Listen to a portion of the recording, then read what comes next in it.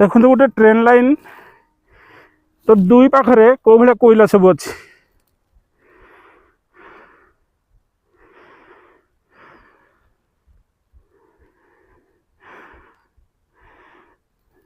देखु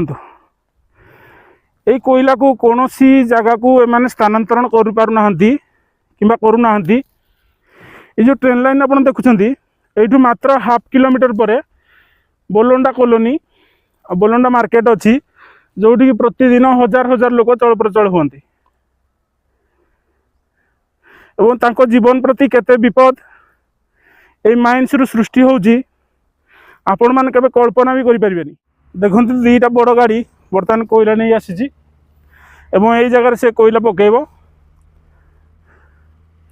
ये प्रदूषण न होबा पई एमसीएल तरफ किसी व्यवस्था मध्य करा जायछि।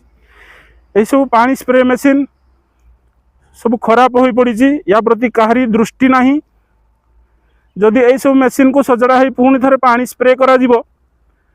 ए कोल गोडाउन उपरे तो एते प्रदूषण सृष्टि होबो नहीं किंतु एमसीएल कर्तृपक्ष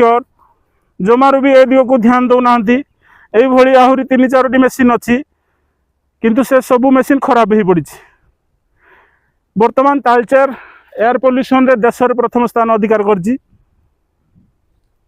यार कारण ए वीडियो माध्यम रे मु आपन को जणाया पई चेष्टा करूछि। देखंतु भाई माने ए जो कोल गोडाउन सब सृष्टि करा होइछि एई जगह रे जदि संपूर्ण पानी स्प्रे करा जीवो ताहले एते प्रदूषण सृष्टि होबो नाही।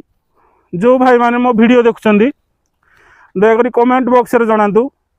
यही मनमुखी शासन करुवा एमसीएल कर्तृपक्ष को कौन करा उचित।